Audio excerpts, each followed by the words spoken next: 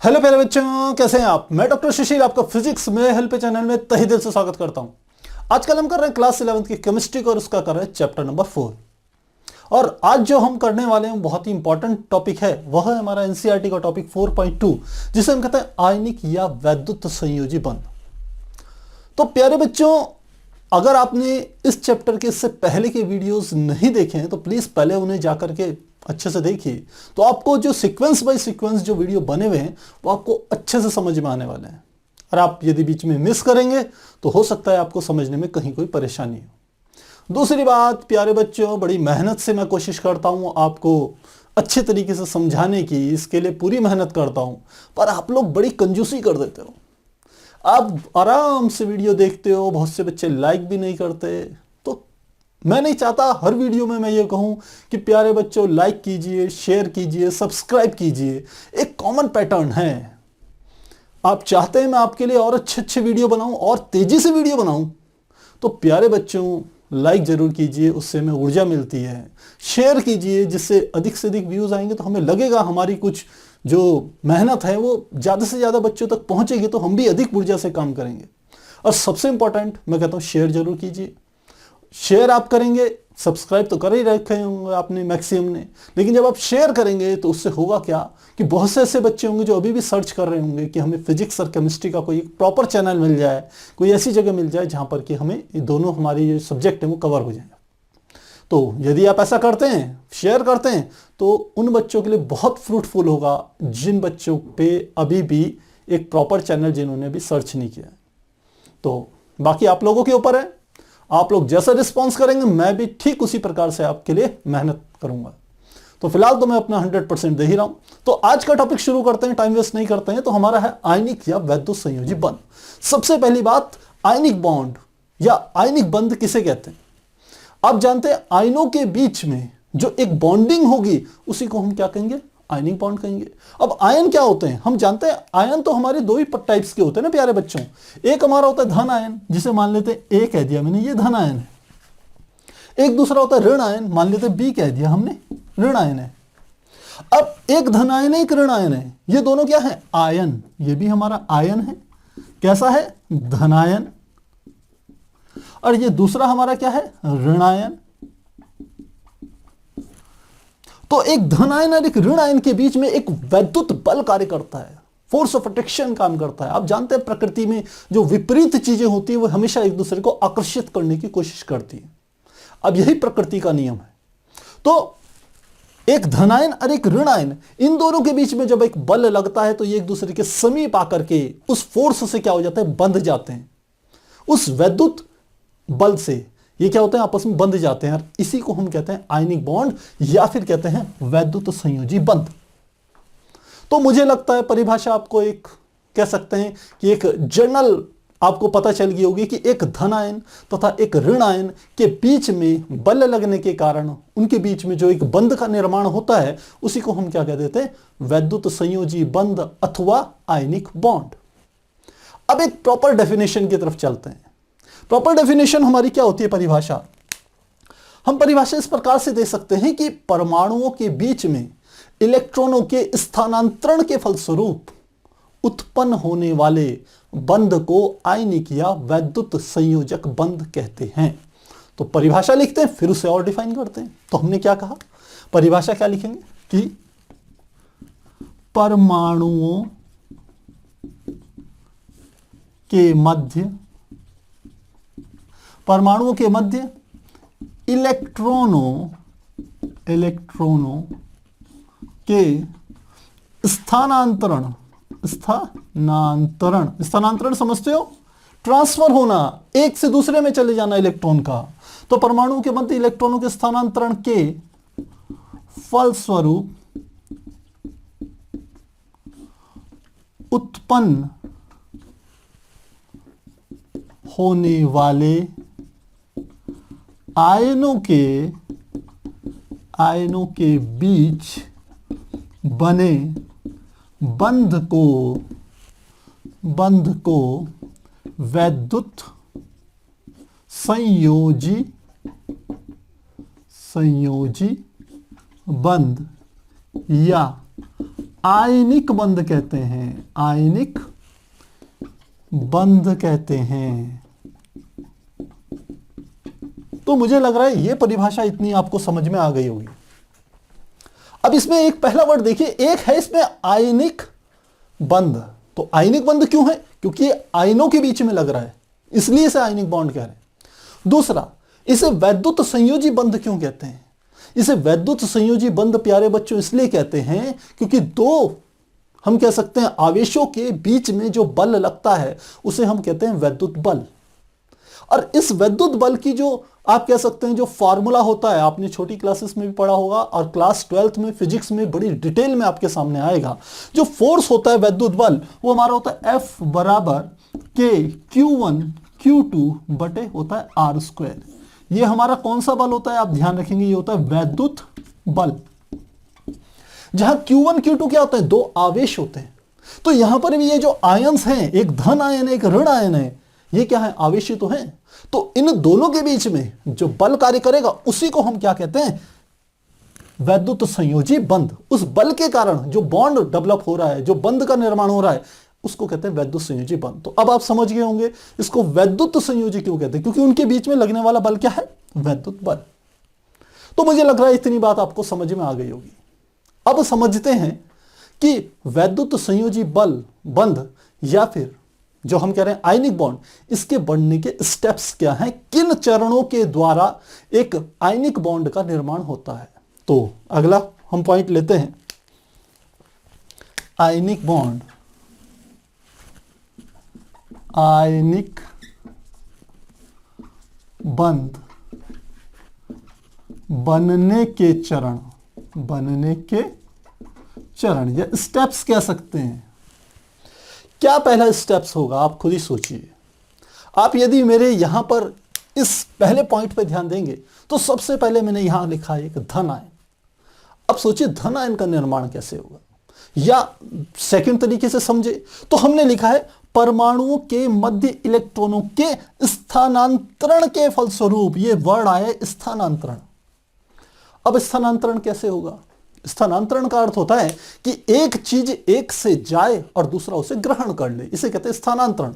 एक जगह से दूसरी जगह पर जाना, यह स्थानांतरण कहलाता है, ट्रांसफर कहलाता है। और यहां किसका ट्रांसफर हो रहा है? इलेक्ट्रॉनों के स्थानांतरण के फलस्वरूप। इसका अर्थ है कि पहला काम यह होगा कि इस इलेक्ट्रॉनों का स्थानांतरण होगा, और इलेक्ट्रॉनों के स्थानांतरण के लिए भी जो पहला स्टेप होगा वो यह होगा कि एक से इलेक्ट्रॉन को निकलना चाहिए, निकलना चाहिए, तभी तो दूसरा उसे ग्रहण करेगा। जब एक आदमी एक जगह से बाहर ही नहीं आएगा तो दूसरी जगह पहुंचेगा कैसे? तो पहला स्टेप क्या है? इलेक्ट्रॉन का बाहर निकलना। और इलेक्ट्रॉन का यदि बाहर निकलेगा तो किसका निर्माण होगा? धन आयन का निर्माण होगा। तो हम चरणों की यदि बात करें, आयनिक बंध बनने के चरण, तो पहला है धन आयन का बनना, पहला चरण। अब धनायन का बनना कैसे होता है इसे भी समझ लेते हैं। हमने कहा, मान लेते हैं यहां पर एक सबसे सिंपलेस्ट एग्जांपल ले रहे हैं। मान लेते हैं मैंने कहा मेरे पास एक सोडियम है, और सोडियम जो हमारे पास परमाणु है, ध्यान रखना, ये जब हम इलेक्ट्रोस्टैटिक फोर्स यहां पर बात कर रहे हैं, आयनिक बॉन्ड की बात कर रहे हैं या इलेक्ट्रोकोवेलेंट बॉन्ड की बात कर रहे हैं, तो ये जो भी हम परमाणु ले रहे हैं ये हमारे होंगे जिसे कहते हैं आइसोलेटेड। आइसोलेटेड मतलब एकांकी परमाणु, यानी कि आइसोलेटेड का अर्थ है कि एक ऐसी स्थिति जब उस परमाणु के अगल बगल कोई दूसरा परमाणु से प्रभावित नहीं कर रहा है, तो ये एकांकी परमाणु है। और दूसरी बात, ये कैसी स्थिति में? ये गैसीय अवस्था में है। तो हमने कहा क्या है ये? एकांकी परमाणु। कैसी अवस्था में? गैसीय अवस्था में। इस अवस्था में ये गैसीय फॉर्म में है। अब ये सोडियम ने क्या करा? एक इलेक्ट्रॉन त्यागेगा तभी तो धनायन बनेगा। पहला स्टेप है धनायन का बनना। तो क्या होगा? ये Na+ में परिवर्तित हो गया, साथ में क्या बन गया? एक इलेक्ट्रॉन का इसने त्याग कर दिया। तो पहला स्टेप है धनायन का बनना। अब जो ये धनायन बनेगा यह भी सामान्यतः गैसीय अवस्था में ही रहेगा। पर ध्यान रखना, ये सोडियम आयन एक हम कह सकते हैं ज्यादा लंबे समय तक गैसीय अवस्था में नहीं रह पाता। तो सेकंड स्टेप क्या होता है, सेकंड स्टेप समझते हैं। दूसरा स्टेप है ऋण आयन का बनना। अब सोचिए ऋण आयन कैसे बनता है। ऋण आयन बनता है कि जब कोई परमाणु जो उदासीन अवस्था में है वो किसी इलेक्ट्रॉन को ग्रहण कर ले, इलेक्ट्रॉन प्राप्त कर ले, तो वो क्या हो जाता है, ऋण आवेश में परिवर्तित हो जाता है। तो यहां पर हम समझें, हमने कहा क्लोरीन है, यह भी कैसी स्थिति में, एकांकी परमाणु, यह भी गैसीय अवस्था में है, गैसीय अवस्था। प्यारे बच्चों, जो जो चीजें मैं आपको ये लिखा रहा हूं ये बहुत इंपॉर्टेंट है। आप ऐसे मत समझना कि ये सॉलिड स्टेट में रहता है, ये दोनों गैसीय अवस्था में रहते हैं, ध्यान रखना इस बात का। तो ये हमने कहा क्लोरीन है, यह सिंगल परमाणु था, गैसीय अवस्था में था। जब ये इस वाले इलेक्ट्रॉन को ग्रहण करता है तो इसने क्या करा, एक इलेक्ट्रॉन ग्रहण कर लिया। जब इलेक्ट्रॉन को ग्रहण करा तो यह परिवर्तित हो गया क्लोरीन आयन में, या जिसे हम कहते हैं क्लोराइड आयन में परिवर्तित हो गया। अब ये परिवर्तित हो गया तो क्या हो गया, यहां पर देखिए ये कैसा है, धनावेश, ये कैसा है, ऋण आवेश। दोनों गैसेस स्टेट में है, एक धन आयन है, एक ऋण आयन है, तो दोनों के बीच में क्या लगेगा, फोर्स ऑफ अट्रैक्शन लगेगा। कौन सा बल, वैद्युत बल। और इस वैद्युत बल के कारण ये दोनों एक दूसरे के समीप आएंगे। और तीसरी स्टेट जो हम कहते हैं, तीसरा है धनायन तथा ऋणायन के मध्य वैद्युत बल, ये हमारी तीसरी स्टेट है। तो जब Na+ सोडियम आयन समीप आएगा क्लोरीन आयन के, तो इन दोनों के मिलने से क्या होगा, NaCl का निर्माण होगा, सोडियम क्लोराइड बनेगा। पर मजे की बात क्या है, ये जो सोडियम क्लोराइड होगा ये ठोस अवस्था में होता है। कैसी अवस्था में होता है, ठोस अवस्था में। ये कैसी अवस्था में, गैसीय अवस्था में। ये क्लोराइड आयन गैसीय अवस्था में, गैसीय अवस्था में। लेकिन इनके मिलने से जो सोडियम क्लोराइड बन रहा है वो सॉलिड स्टेट में, ठोस अवस्था में हमें प्राप्त होता है। तो यह हम कहते हैं कि जो सोडियम क्लोराइड के बीच में, NaCl के बीच में जो बॉन्डिंग है, जिसके कारण वो एक दूसरे के समीप आकर के अपनी गैसेस स्टेट से सॉलिड स्टेट में परिवर्तित हो रहे हैं, वही हमारे क्या है, उसी को हम कहते हैं आयनिक बंध या वैद्युत संयोजी बंध। और क्यों होता है वैद्युत संयोजी बंध का निर्माण, क्योंकि इन दोनों के बीच में, धनायन ऋण आयन के बीच में एक वैद्युत बल कार्य कर रहा है। तो इतनी बात समझ में आ गई होगी। अब प्यारे बच्चों, ये NaCl का तो एग्जाम्पल पहले भी हम दे चुके हैं, लेकिन आज हम इस टॉपिक को बड़ी डिटेल में कवर करने वाले हैं, क्योंकि ये चीजें केवल यहीं तक सीमित नहीं रहती। ये सोडियम से सोडियम आयन का बनना इतना आसान काम नहीं है। सोडियम, यदि सोडियम आयन में परिवर्तित हो रहा है तो कहीं ना कहीं से कोई एनर्जी देनी पड़ेगी आपको, तब ये सोडियम परिवर्तित होगा सोडियम आयन में। और यह जो एनर्जी होती है जो आप डालते हैं, वहां हमारी होती है आयनन ऊर्जा, जिसे आप आयनन एंथैल्पी भी कहते हैं। ये हमारी होती है आयोनाइजेशन एनर्जी या आयनन एंथैल्पी। ये हमारे को क्या करनी होती है, देनी पड़ती है। और सेकंड भी यहां पे समझिए, जो ऋणायन है, ऋणायन कोई भी हम कह सकते हैं परमाणु, ऐसे नहीं है कि सीधे ही इलेक्ट्रॉन को ग्रहण कर ले। जब कोई इलेक्ट्रॉन को ग्रहण करता है तो वहां एक ऊर्जा का जिक्र आता है, जिसे हम कहते हैं इलेक्ट्रॉन लब्धि एंथैल्पी या ऊर्जा। इलेक्ट्रॉन लब्धि एंथैल्पी या ऊर्जा। क्लोरीन के मामले में इलेक्ट्रॉन लब्धि एंथैल्पी नेगेटिव होती है। अब यहां इस बात को आपने और ध्यान देना है, इसे फोकस कर लीजिए, इसे समझ लीजिए कि जब भी ऊर्जा धनात्मक आए तो इसका मतलब आपको ऊर्जा देनी है, आपको ऊर्जा देनी है, यह आपको ध्यान रखना पड़ेगा। और जब भी एनर्जी माइनस में आए तो आपको ऊर्जा मिलेगी, ऊर्जा मिलेगी, इसका अर्थ यह होता है। तो इस केस में इलेक्ट्रॉन लब्धि एंथैल्पी ऋणात्मक होती है।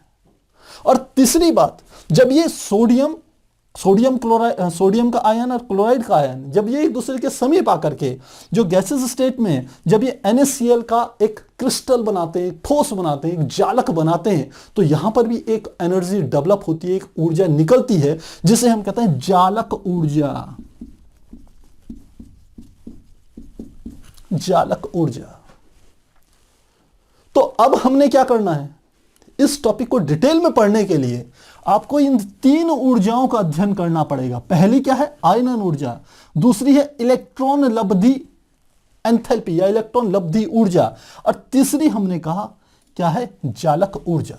इस जालक ऊर्जा भी क्योंकि निकलती है और हमने यहां पर निकलने के लिए माइनस का निशान लगाया, इसलिए इसके आगे माइनस का निशान लगा देते हैं, क्योंकि जालक ऊर्जा निकलती है। जब बॉन्ड बनता है, धन आयन ऋण आयन एक दूसरे के समीप आएंगे, भाई जो अपोजिट चीजें होंगी वह क्या होंगी, एक दूसरे को स्वतः आकर्षित करेंगी, एक दूसरे की तरफ स्वतः ही भागेंगी। जैसे आप मैग्नेट लीजिए, मैग्नेट में आप जानते हैं दो पोल्स होते हैं, एक नॉर्थ पोल एक साउथ पोल। विपरीत ध्रुवों को, एक नॉर्थ पोल को एक साउथ पोल को एक दूसरे के थोड़ी समीप लाएंगे तो वो स्वतः ही एक दूसरे के पास झटके से क्या होंगे, चिपकेंगे, टकराएंगे। और जब टकराएंगे तो आपको आवाज भी सुनाई देगी उनके टक्कर खाने की। यदि टक्कर खाने की आवाज सुनाई दे तो वो टक्कर के कारण जो ऊर्जा उत्पन्न हो रही है वही तो ध्वनि ऊर्जा है। तो इसका मतलब जब इनके बीच में ऐसा फोर्स लग रहा है तो फोर्स से क्या हो रहा है, बल लगने के कारण ऊर्जा उत्पन्न हो रही है, ऊर्जा बाहर निकल रही है। तो NaCl आपस में संयुक्त होकर के NaCl सॉलिड या जालक के रूप में परिवर्तित होता है और हम कहते हैं वहां पर एक जालक ऊर्जा उत्सर्जित होती है।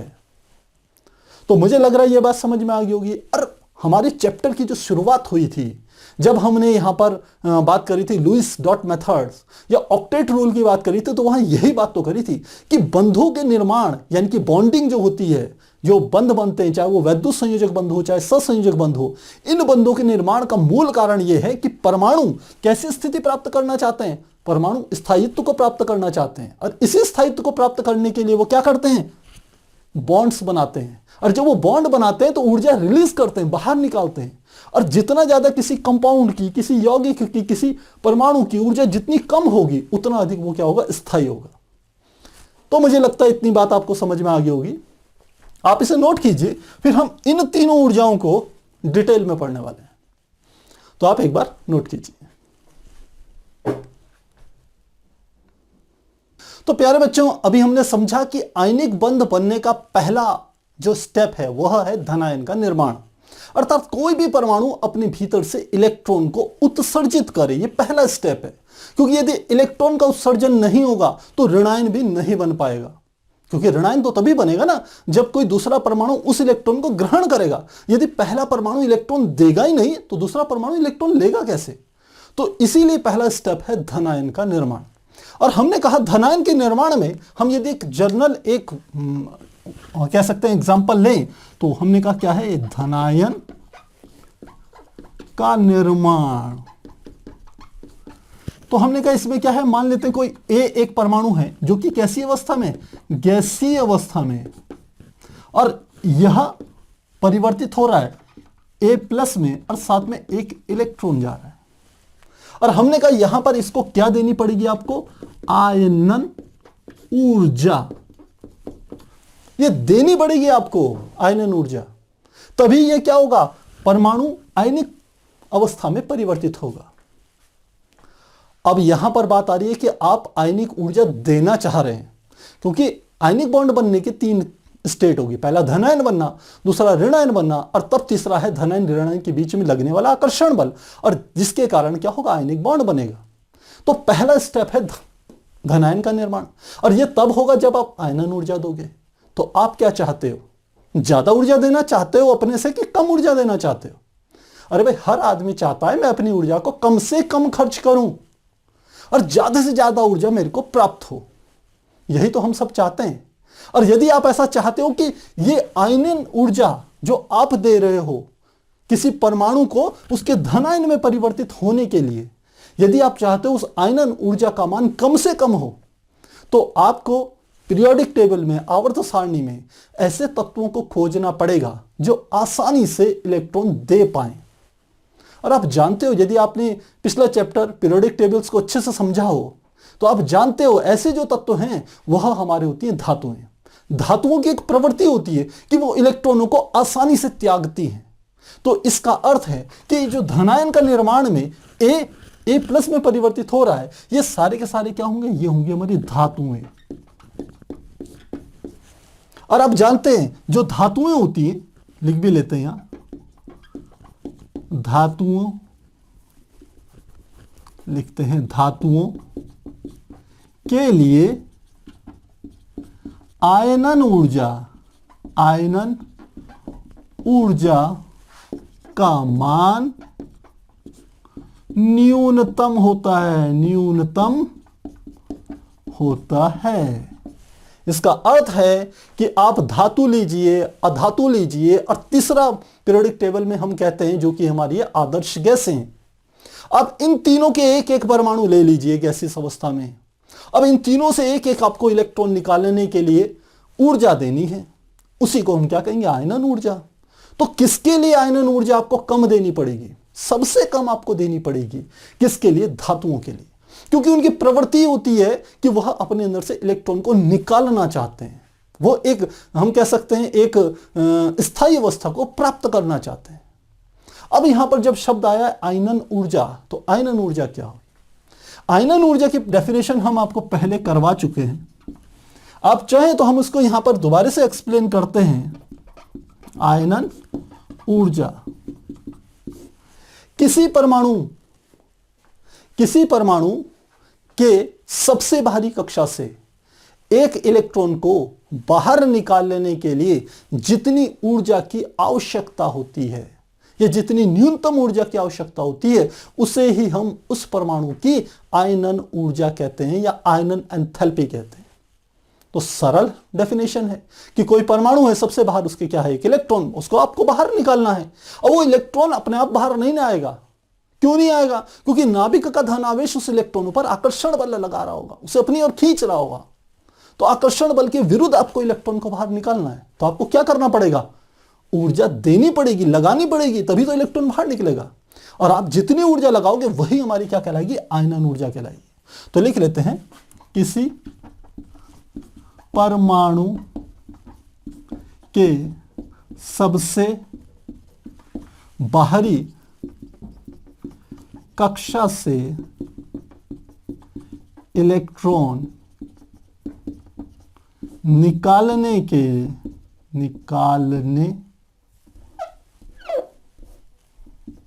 निकालने के लिए आवश्यक ऊर्जा की मात्रा को ही उस परमाणु की आयनन ऊर्जा कहते हैं, आयनन ऊर्जा कहते हैं। और ध्यान क्या रखना है, इसका मान हमेशा धनात्मक होता है, यानी कि आपको ऊर्जा देनी ही पड़ेगी, आपको यहां मिलने वाली नहीं है। वो खुद निकल के छिटक के बाहर नहीं आएगा, आपको मेहनत करनी पड़ेगी, ऊर्जा लगानी पड़ेगी, तभी वो बाहर आएगा। तो इतनी बात समझ में आ गई होगी।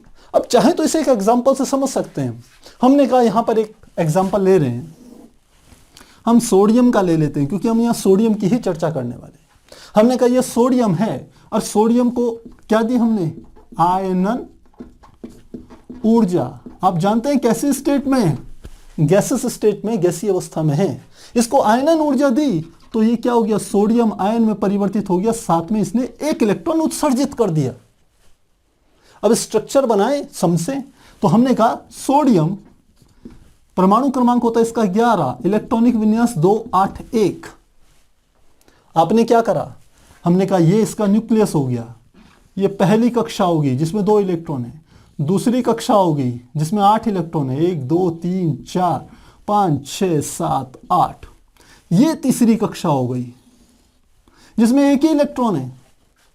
ये सबसे बाहरी कक्षा में ये जो इलेक्ट्रॉन है, इसी इलेक्ट्रॉन को आपको क्या करना है, बाहर निकालना। इस इलेक्ट्रॉन को यहां से बाहर ले जा लेना यहां पर। लेकिन हमने कहा ये निकलेगा नहीं, स्वतः नहीं निकलेगा। क्यों नहीं निकलेगा? क्योंकि ये जो नाभिक है, न्यूक्लियस है, इस पे कैसा आवेश है, धन आवेश है। किसके कारण है? प्रोटोनों के कारण है। सारे प्रोटोन तो नाभिक पे ही तो हैं। तो ये प्रोटोन क्या है, धनावेशित है। ये इस इलेक्ट्रॉन जो कि ऋणावेशित है, इस पर आकर्षण बल लगा रहे हैं, अपनी ओर खींच रहे हैं। आप इसे बाहर निकालना चाहते हैं तो आपको बल लगाना पड़ेगा, फोर्स लगाना पड़ेगा। और जब फोर्स लगाएंगे तो वही क्या कहलाएगी, जितना बल लगा करके आप इस इलेक्ट्रॉन को बाहर निकालेंगे वही हमारी क्या है, आयनन ऊर्जा कहलाएगी। पर यह मत समझिएगा कि जैसे मैं आपको बता रहा हूं बाहर निकालना पड़ेगा तो आप भी हाथ लगा के इलेक्ट्रॉन को बाहर खींच लेंगे। ऐसे नहीं होगा। बाहर निकालने के लिए आपको कुछ एनर्जी देनी पड़ेगी, ऊर्जा देनी पड़ेगी। अब वो ऊर्जा अलग अलग तरीके की हो सकती है। तो फिलहाल मेरे को लगता है यहां से आपको आयनन ऊर्जा स्पष्ट हो गई होगी। तो सोडियम किसमें परिवर्तित हो गया, सोडियम आयन में। पहला स्टेप आपका पूरा हो। यदि पहला स्टेप ये पूरा नहीं होगा तो कभी भी समझ लेना कि आपका दूसरा स्टेप कंप्लीट नहीं होगा। पहला है धनायन का बनना, दूसरा है ऋण आयन का बनना। अब यहां पर एक चीज और, जो आयनन ऊर्जा है, मैंने आपको साफ बताया कि धातुओं के लिए आयनन ऊर्जा का मान न्यूनतम होता है। इसलिए जो भी ये धनायन बनते हैं ये हमेशा धातुओं से ही बनते हैं। इनकी हम कह सकते हैं एक मजबूरी है कि अगर ये अधातु से बनेंगे या आदर्श गैस से बनेंगे तो क्या करना पड़ेगा, वहां आपको बहुत ऊर्जा खर्च करनी पड़ेगी इलेक्ट्रॉन को बाहर निकालने के लिए। और आप चाहते हो भाई कम से कम ऊर्जा में काम चल जाए, तो सबसे सुटेबल क्या है, धातु ही है। तो पहला स्टेप हमारा क्या हो गया, धन आयन का निर्माण हो गया। दूसरा स्टेप में समझे, पहला दूसरा हमने कहा क्या है, ऋण आयन का निर्माण। ऋण आयन का निर्माण। अब ऋण आयन क्या होता है, हमने कहा कि दूसरा मैंने एक लिया बी, एक परमाणु। यदि ये कहीं से एक इलेक्ट्रॉन को ग्रहण कर ले, जो इलेक्ट्रॉन यहां पे निकला था यही इलेक्ट्रॉन घूम करके कहां चले जाए, यहां पर ये प्राप्त कर ले, दूसरा परमाणु इसे बी परमाणु प्राप्त कर ले, तो ये किस में परिवर्तित हो जाएगा, ये परिवर्तित हो जाएगा आयन में। और यहां पर जब ये आयन में परिवर्तित होगा तो यहां पर हमें ऊर्जा मिलती है जिसे कहते हैं इलेक्ट्रॉन लब्धि ऊर्जा। इलेक्ट्रॉन लब्धि ऊर्जा या इलेक्ट्रॉन लब्धि एंथैल्पी, इंग्लिश में कहा जाता है इलेक्ट्रॉन गेन एंथैल्पी, और इसे कहा जाता है आयोनाइजेशन एनर्जी या आयोनाइजेशन एंथैल्पी, ऐसे कहते हैं। तो क्या उत्पन्न होगी, इलेक्ट्रॉन लब्धि ऊर्जा। अब ये ऊर्जा हमें प्राप्त होती है तो आप चाहें इसके आगे कैसा निशान लगा लीजिए, माइनस का निशान लगा लीजिए। ये आपको प्राप्त हो रही है, आपको लगानी नहीं है, ये आपको मिलेगी। सामान्यतः इलेक्ट्रॉन लब्धि एंथैल्पी यदि इस केस के लिए कहें, जो हमारा क्लोरीन का केस था, उसके लिए क्या होती है, ऋणात्मक होती है। लेकिन इलेक्ट्रॉन लब्धि एंथैल्पी माइनस के साथ प्लस भी होती है, ध्यान रखिएगा। ये दोनों हो सकती है, धनात्मक भी हो सकती है, ऋणात्मक भी हो सकती है।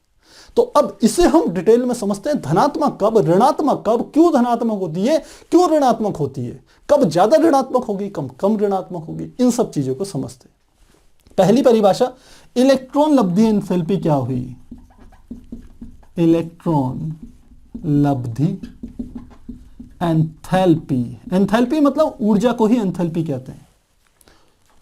तो किसी भी परमाणु के द्वारा इलेक्ट्रॉन को ग्रहण करने के लिए आवश्यक ऊर्जा की जो हमें प्राप्ति होती है या जो हम ऊर्जा देते हैं, उसी को हम उस परमाणु की इलेक्ट्रॉन लब्धि एंथैल्पी कहते हैं। सरल डेफिनेशन है, तो लिख लेते हैं कि किसी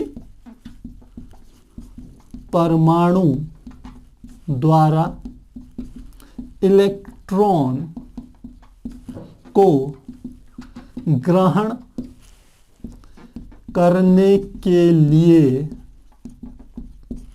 जितनी ऊष्मा अवशोषित या उत्सर्जित, दोनों बातें लिखी देखो मैंने। अवशोषित मतलब उसको चाहिए, आपको देनी पड़ेगी। उत्सर्जित मतलब वो खुद से बाहर निकाल रहा है, दोनों बातें। तो के लिए जितनी ऊष्मा अवशोषित या उत्सर्जित उत्सर्जित करता है वही उसकी इलेक्ट्रॉन लब्धि एंथैल्पी कहलाती है। इलेक्ट्रॉन लब्धि एंथैल्पी कहलाती है तो प्यारे बच्चों, डेफिनेशन तो मुझे लग रहा है आपको समझ में आ गई होगी।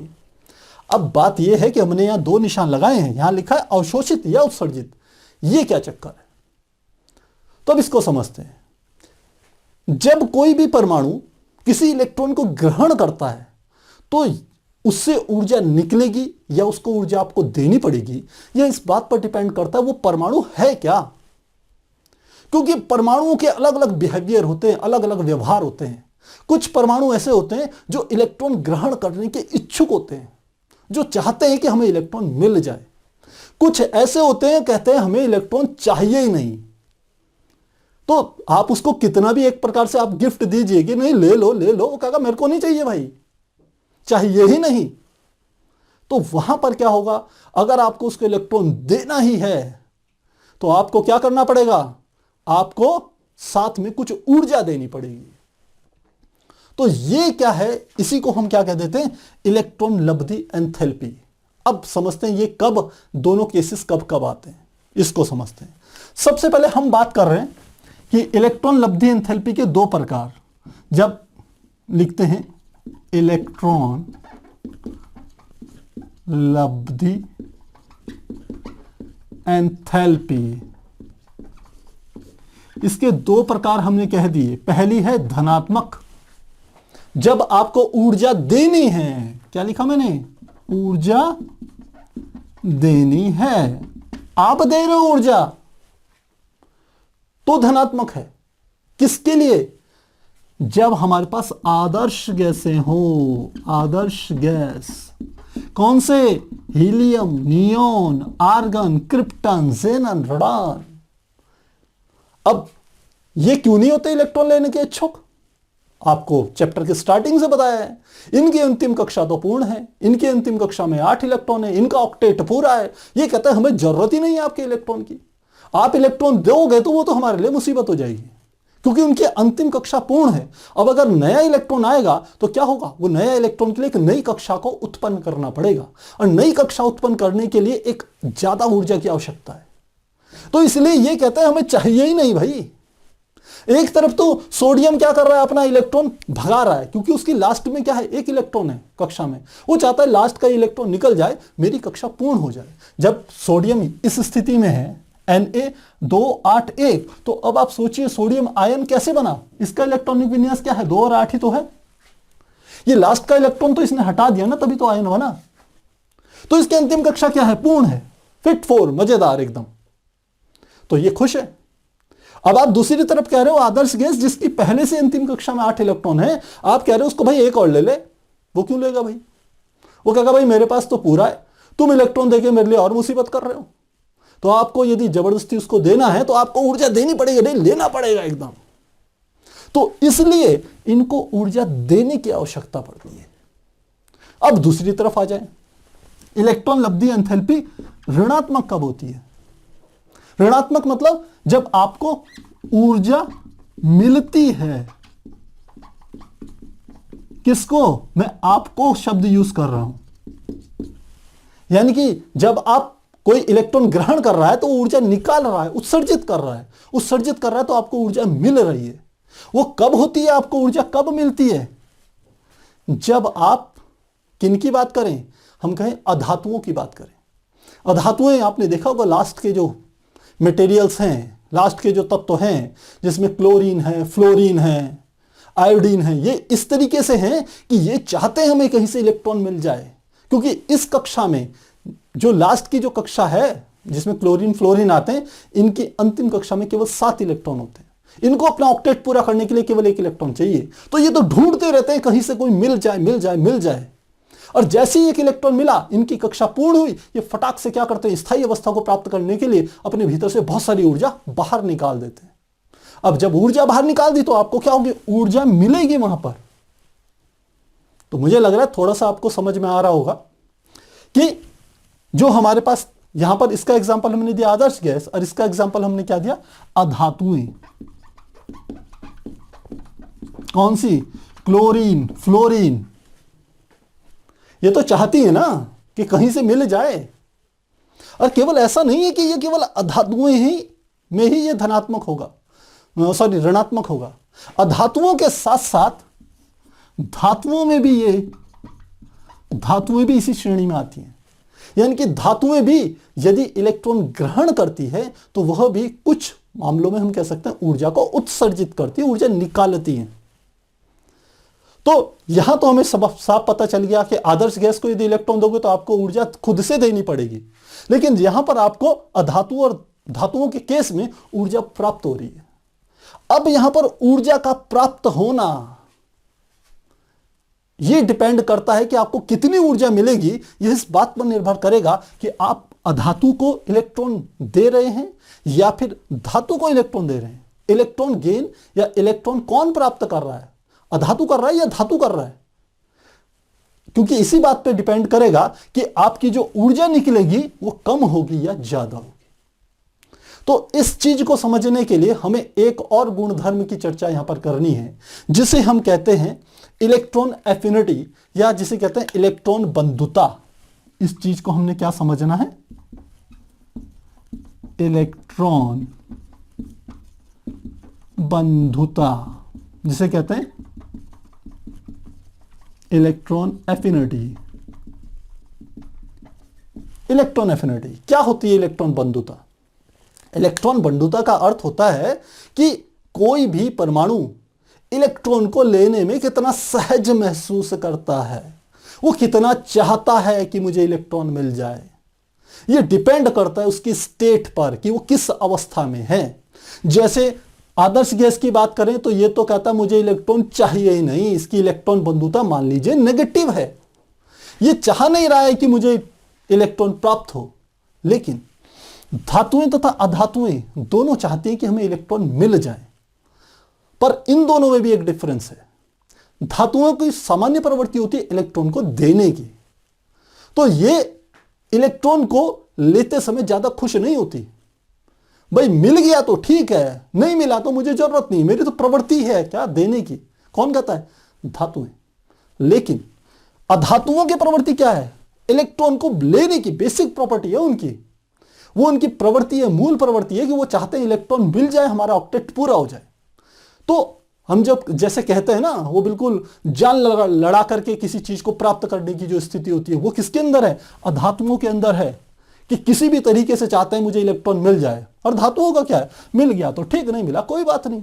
तो इसलिए जब धातुओं की इलेक्ट्रॉन बंधुता जो होती है वह अधातुओं की तुलना में कम होती है। तो क्या कहा हमने, धातुओं की इलेक्ट्रॉन बंधुता अधातुओं से कम होती है, कम होती है। अतः, और यदि कम होगी तो फिर क्या खास बात होगी, तो खास बात यह होगी अतः अधातुएं ज्यादा ऊर्जा उत्सर्जित करती हैं, उत्सर्जित करती हैं। कब करेगी ऊर्जा उत्सर्जित ज्यादा, जब वो इलेक्ट्रॉन को ग्रहण करेगी। तो प्यारे बच्चों, यहां पर हमने कौन कौन से हमने परिभाषाएं समझी। पहली परिभाषा हमने समझी आयनन ऊर्जा, किसी परमाणु की अंतिम कक्षा से एक इलेक्ट्रॉन को निकालने के लिए जितनी ऊर्जा की आवश्यकता होती है उसे कहते हैं आयनन ऊर्जा, और यह आपको देनी पड़ती है, इसलिए धनात्मक होती है। दूसरी है ऋणायन के निर्माण के लिए इलेक्ट्रॉन, कोई परमाणु इलेक्ट्रॉन ग्रहण करता है तो उससे जो ऊर्जा जुड़ी हुई होती है उसे हम कहते हैं इलेक्ट्रॉन लब्धि एंथैल्पी या इलेक्ट्रॉन लब्धि ऊर्जा, जिसे हम इलेक्ट्रॉन गेन एनर्जी भी कहते हैं। और यह हमने कहा धनात्मक भी होती है, ऋणात्मक भी होती है, डिपेंड करती है इलेक्ट्रॉन कौन ग्रहण कर रहा है। यदि इलेक्ट्रॉन ग्रहण करेगी आदर्श गैसें तो आपको ऊर्जा देनी पड़ेगी, और यदि इलेक्ट्रॉन ग्रहण करेंगे अधातुएं या धातुएं तो आपको ऊर्जा प्राप्त होगी। अब कब ऊर्जा ज्यादा प्राप्त होगी, कब कम प्राप्त होगी, ये इस बात पे डिपेंड करता है कि अधातु ले रहा है या धातु ले रहा है इलेक्ट्रॉन को। यदि धातुएं इलेक्ट्रॉन लेगी तो हमने कहा इनके अंदर एक गुण होता है इलेक्ट्रॉन बंधुता का, इलेक्ट्रॉन एफिनिटी का, कि यह इलेक्ट्रॉन को मिल जाए तो ठीक है, ओके। और दूसरे हैं अधातुएं, जिनको इलेक्ट्रॉन की आवश्यकता है, वो चाहते हैं कहीं से हमें इलेक्ट्रॉन मिल जाए। तो यदि उनको इलेक्ट्रॉन मिलता है तो आप ये मानिए कि वो खुशी के कारण बहुत सारी ऊर्जा बाहर निकाल देते हैं, क्योंकि वो स्थायी स्टेट में परिवर्तित होते हैं, स्थायी अवस्था में परिवर्तित हो रहे हैं। आप जानते हैं क्लोरीन की अंतिम कक्षा में 7 इलेक्ट्रॉन होते हैं, फ्लोरीन की अंतिम कक्षा में 7 इलेक्ट्रॉन होते हैं। यदि एक इलेक्ट्रॉन मिल जाए तो कक्षा पूरी हो गई 8। तो वो स्थायित्व को प्राप्त करेंगे, स्थायित्व को प्राप्त करने के अपने भीतर से बहुत सारी ऊर्जा बाहर निकालेंगे, तो ऊर्जा की मात्रा क्या होगी, ज्यादा। तो आपने इन बातों का क्या करना है, ध्यान रखना है। तो आप इसे नोट कीजिए, फिर हम आगे कंटिन्यू करें। तो प्यारे बच्चों, अभी तक हमने आयनिक बॉन्ड के 2 स्टेपों को अच्छे से समझा। पहला था धनायनों का निर्माण, जो कि हम कह सकते हैं मुख्य रूप से धातुओं के द्वारा होता है, इलेक्ट्रॉनों को त्याग करके, और इसके लिए हमें आयनन ऊर्जा की आवश्यकता होती है, आयनन ऊर्जा हमें लगानी पड़ती है, जिससे कि कोई परमाणु धनायन में परिवर्तित होता है।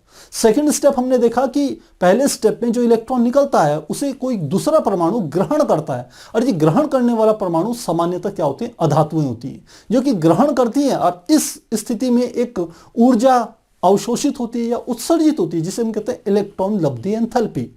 और यहां हमने दोनों के एग्जाम्पल लिए हैं कि आयनन ऊर्जा के संदर्भ में हमने कहा था सोडियम का एक गैसीय अवस्था में एकाकी परमाणु परिवर्तित हो रहा है इलेक्ट्रॉन का त्याग करके सोडियम आयन में, और इसी इलेक्ट्रॉन को प्राप्त कर रहा है कौन, क्लोराइड, क्लोरीन का हम कह सकते हैं परमाणु इलेक्ट्रॉन ग्रहण करके क्लोराइड में परिवर्तित हो रहा है। तो ये दोनों स्थितियों में क्या हो रहा है, ये इलेक्ट्रॉन का यहां पर इस्तेमाल हो रहा है। इसीलिए पहला स्टेप है इलेक्ट्रॉन का त्याग, दूसरा स्टेप में तभी इलेक्ट्रॉन कोई अधातु क्या करेगा, ग्रहण करेगा। तो 2 स्टेप तो समझ गए।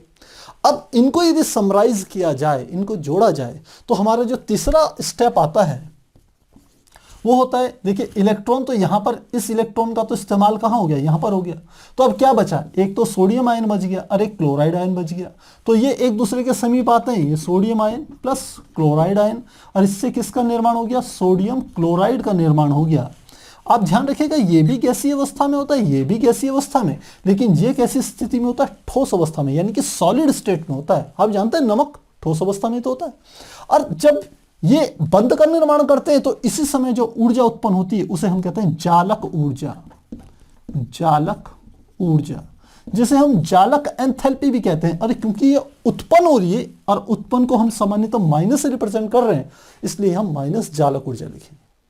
तो यानी कि जालक ऊर्जा क्या हो रही है, उत्पन्न होती है, हम ऐसा इसको समझ सकते हैं। अब यहां पर एक चीज हमें और समझनी है कि ये जालक ऊर्जा होती क्या है। सोडियम और क्लोराइड के जो गैसीय आयन थे, जब वो आपस में संयुक्त होकर के एक ठोस अवस्था में परिवर्तित होते हैं, तो जब वो ठोस अवस्था में परिवर्तित होते हैं तो उसी क्षण क्या होते हैं, वहां से ऊर्जा निकलती है, और उसी को हम क्या देखते हैं, जालक ऊर्जा।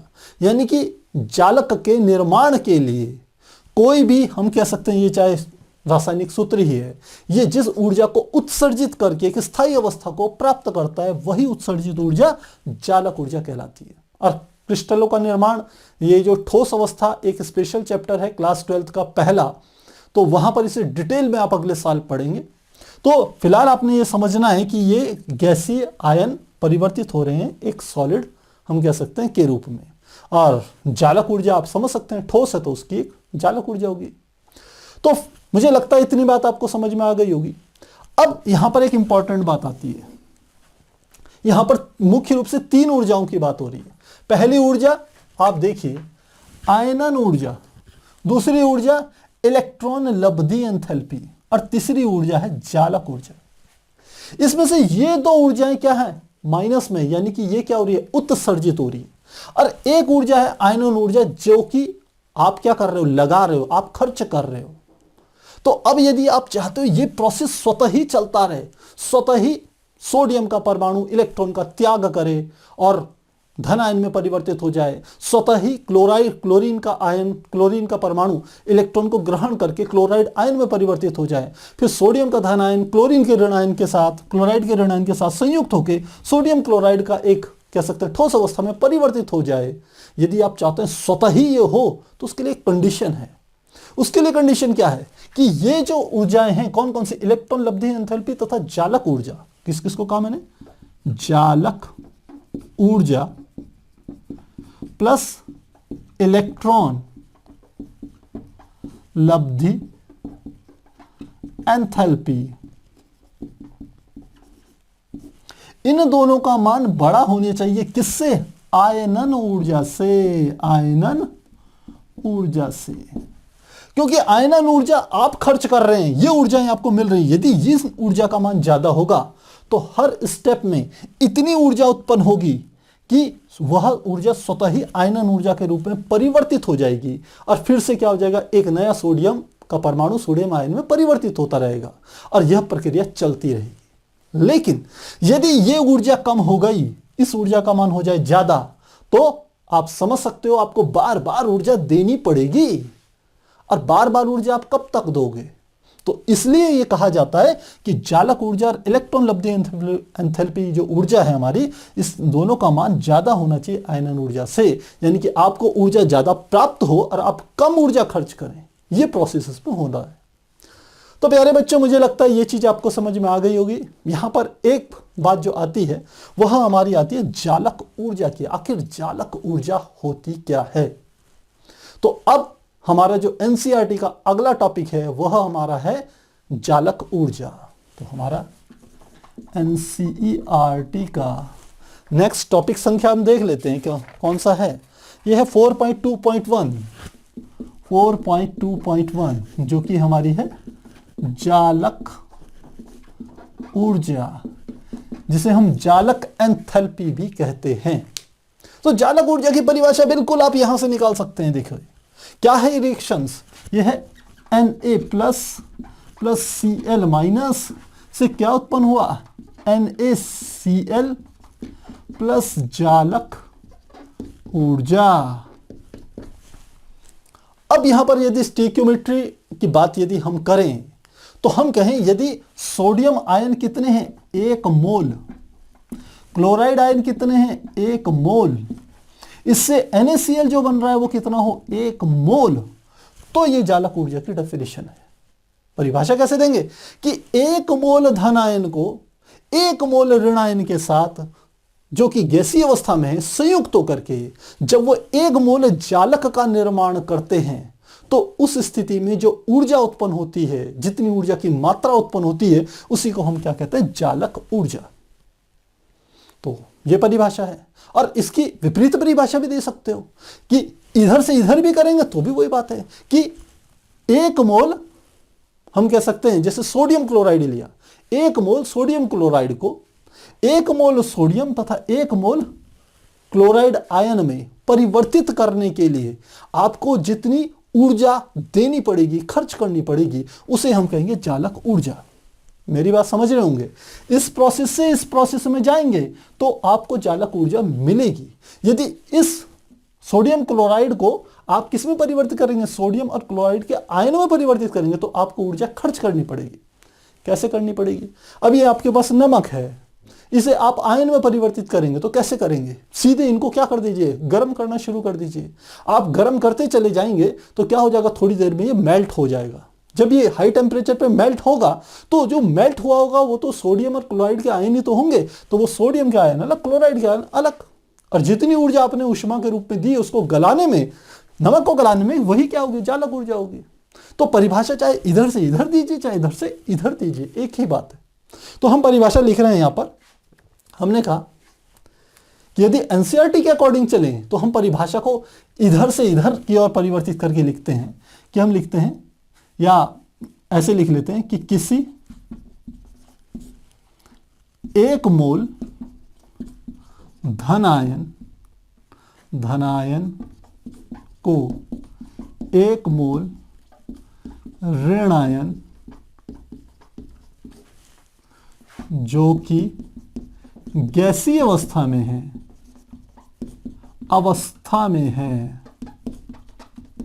है संयुक्त होकर 1 मोल ठोस बनाने की क्रिया में उत्पन्न क्या, जालक ऊर्जा उत्पन्न ऊर्जा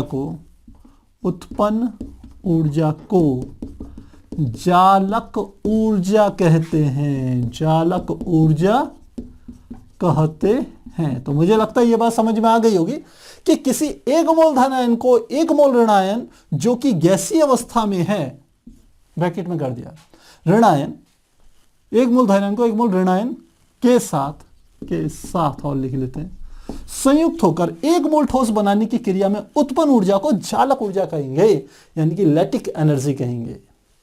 तो ये हमारी क्या है, जालक ऊर्जा की परिभाषा है। आप उल्टा भी लिख सकते थे, आप कह सकते थे एक मोल NaCl को एक मोल Na तथा एक मोल Cl में, Cl क्लोराइड आयन में परिवर्तित करने के लिए जितनी ऊर्जा देनी पड़ेगी उसी को हम क्या कहेंगे, जालक ऊर्जा कहेंगे। तो कहीं से भी आप लिख सकते हैं। अब है अगला स्टेप कि जालक ऊर्जा को प्रभावित करने वाले कारक, कि कब जालक ऊर्जा का मान ज्यादा होगा, कब जालक ऊर्जा का मान कम होगा। तो अगला है जालक ऊर्जा को प्रभावित करने वाले कारक। और पहला इसमें कारक लेते हैं जिसे हम कहते हैं आयनों का आवेश। आप जानते हैं ये जो हमारे आयन बने हैं इन पर आवेश है, इस पर धन आयन है, इस पर ऋण आयन है। अब आयनों पर आवेश का मान, क्योंकि देखिए जालक ऊर्जा कैसे उत्पन्न हो रही है, जब धन आयन ऋण आयन के समीप आ रहा है तो इनके बीच में बल लग रहा है और बल के कारण ये दोनों एक दूसरे से संयुक्त हो रहे हैं और ऊर्जा उत्पन्न हो रही है जो कि जालक ऊर्जा। तो ये लगने वाला बल जितना अधिक शक्तिशाली होगा, हम कहेंगे जालक ऊर्जा भी उतनी ही अधिक शक्तिशाली होगी। इसका अर्थ है कि आयनों का आवेश, आयनों के आवेश का मान जितना अधिक होगा, जालक ऊर्जा उतनी ही अधिक होगी। तो लिख लेते हैं आयनों के आवेश का मान बढ़ाने पर जालक ऊर्जा बढ़ती है। क्यों बढ़ती है? आपको मैंने पहले भी एक फार्मूला बताया था, F = K Q1 Q2 बटे R²। तो आप देख रहे हो Q1 Q2 क्या है, आवेश। तो ये जो आयन है, इनके ये जो आवेश हैं, यदि इनके मान बढ़ जाए, Q1 Q2 के मान बढ़ जाए, तो F अनुक्रमानुपाती है Q1 Q2 के, तो लगने वाले बल का मान बढ़ेगा तो जालक ऊर्जा भी बढ़ती है। तो यदि यहां एग्जाम्पल हम दें तो जो NaF है और दूसरा हम ले ले MgF2, तो Mg में आवेश का मान ज्यादा होगा तो NaF का मान कम होगा, किससे, MgF2 से। इस प्रकार से हम इसे समझ सकते हैं। सेकेंड, दूसरी चीज हम समझे प्रभावित करने वाले कारकों में दूसरा, जिसे हम कहते हैं आयनों का आकार। आयनों का आकार। अब आयनों के आकार को समझिए, मैं यहां पर समझाता हूं आपको। एक आयन है छोटा, एक आयन है बड़ा। दो आयन मैंने छोटे छोटे ले लिए और दो आयन मैंने बड़े बड़े ले लिए। ये बड़ा हो गया तो ये। अब आयन छोटे हैं तो इनके केंद्रों के बीच की दूरी, ये दूरी क्या होगी, कम। आयनों का आकार यदि छोटा हुआ, और जैसे जैसे आयनों का आकार बढ़ेगा इनके केंद्रों के बीच की दूरी भी बढ़ती चली जाएगी। और बीच की दूरी आप इस फार्मूले में देखेंगे तो F व्युत्क्रमानुपाती है 1/r² के। तो बीच की दूरी बढ़ेगी तो लगने वाले बल का मान घटेगा, और बल घटेगा तो जालक ऊर्जा भी घटेगी। तो क्या लिखेंगे, हम लिखेंगे, इसमें लिख सकते हैं कि आयनों का आकार बढ़ने पर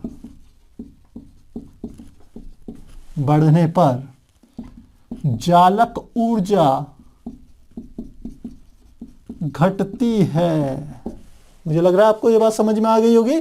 जब मैंने बताया आयन का आकार बढ़ेगा तो दोनों के केंद्रों के बीच की दूरी घटेगी। केंद्रों के बीच की दूरी का अर्थ है कि उनके बीच की डिस्टेंस बढ़ेगी, तो जिसके कारण क्या होगा, लगने वाले बल का मान घटेगा।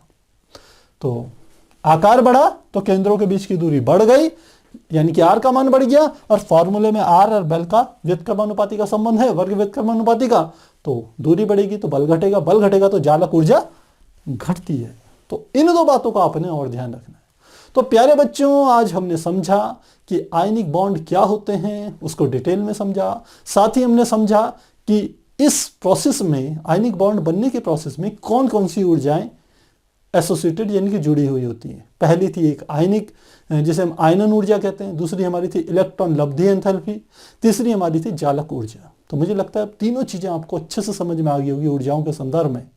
यदि आपके कहीं पर कोई डाउट हो तो कमेंट बॉक्स में जरूर लिखिएगा। तो फिर मिलते हैं अगली क्लास में एक नए टॉपिक के साथ। तब तक के लिए गुड बाय।